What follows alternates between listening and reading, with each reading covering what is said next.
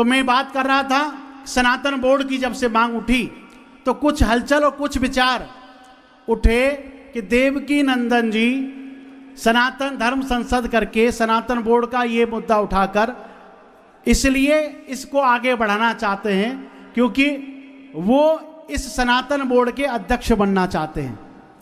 ये मांग, ये चर्चा बहुत लोगों में इसके उठी और ये चर्चा जब हमने महाराष्ट्र से भी कही कि ऐसा चर्चा का विषय बना हुआ है तो महाराष्ट्र ने इस विषय को कहा कि मैं सदन में ही अपना पक्ष रखूंगा। तो मैं निवेदन करूंगा पूज्य महाराष्ट्र से, आप सनातन बोर्ड के कौन से अध्यक्ष बनना चाहते हैं, किस तरीके से इस सनातन बोर्ड को आगे चलाना चाहते हैं, तो मैं निवेदन करूंगा इस अध्यक्ष के विषय को आप थोड़ा सा सभी सदन को क्लियर जरूर कर दें जिससे कि सबको पता चल सके कि किस प्रकार ये सनातन बोर्ड पूज्य महाराज श्री आशीर्वाद लेते हुए। तो निवेदन करूंगा कि एक मिनट में पूज्य महाराज श्री इस बात को भी थोड़ा क्लियर कर देंगे। आप सभी मीडिया बंधु का भी ध्यान चाहूँगा, सभी आचार्य चरणों का भी ध्यान चाहूँगा।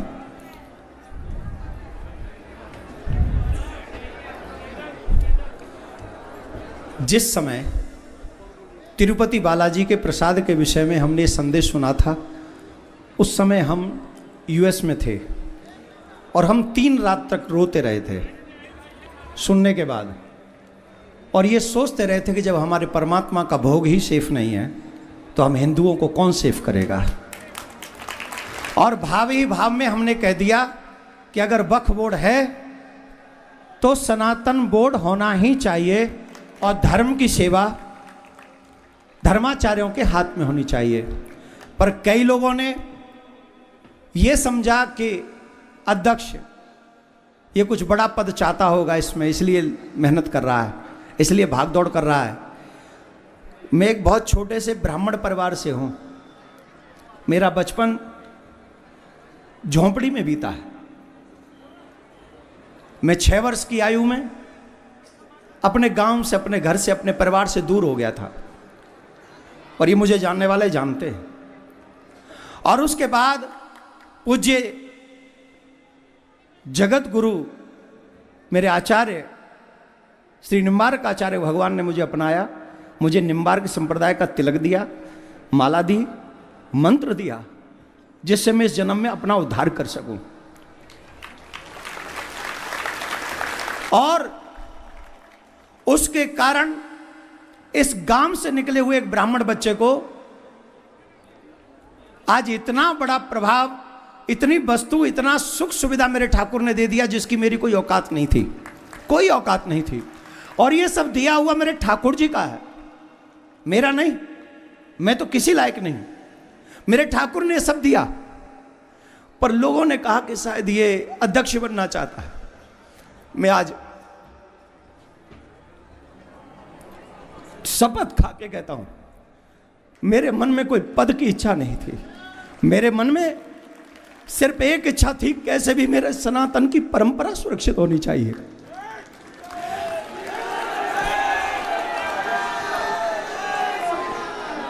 पर इट्स ओके, आज मेरे संप्रदाय के मेरे भगवान मेरे सामने विराजमान है।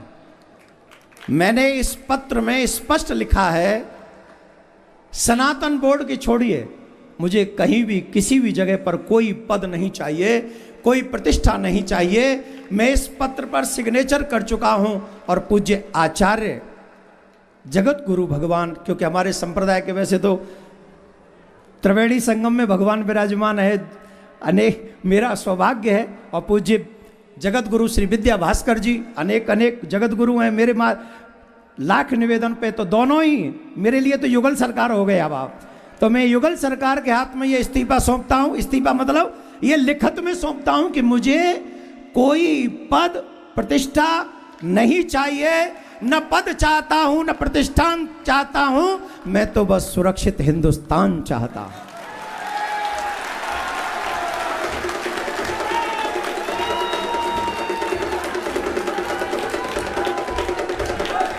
ये पूज्य महाराज श्री ये पत्र सौंपते हुए कि जिस प्रकार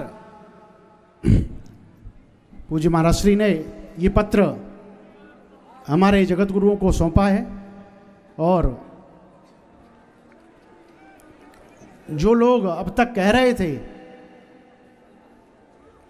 अखाड़ा परिषद से भी चर्चा हुई और भी संतों से चर्चा हुई, जो लोग अब तक कह रहे थे कि देवकी नंदन जी इसलिए इस मुद्दे को आगे बढ़ा रहे हैं कि जिससे कि वो अध्यक्ष बनकर सनातन बोर्ड को चलाएं, तो ये आज शुरुआत में ही इस विषय को क्लियर कर दिया गया है। तो मैं निवेदन करूंगा कि ये विषय उठाने का नहीं है, ये धर्माचार्य हमारे जगत गुरु आप श्री के सानिध्य में ये सनातन बोर्ड बने, ऐसा भाव पूज्य महाराज श्री के मन में है, और इस विषय को हम आगे बढ़ाएं। और एक बार पूज्य हमारे आचार्य चरणों ने उस पत्र को स्वीकार किया है, और इस सनातन बोर्ड के किन किन बिंदुओं पर क्या क्या रहेंगे, इसके बीच में हम आपको आगे बताएंगे कि किस प्रकार सनातन बोर्ड की बात और क्या क्या इसकी नियमावली हो सकती है, उसके विषय में हम लोग चर्चा करेंगे। मैं निवेदन करूंगा, संत महापुरुष बहुत हैं,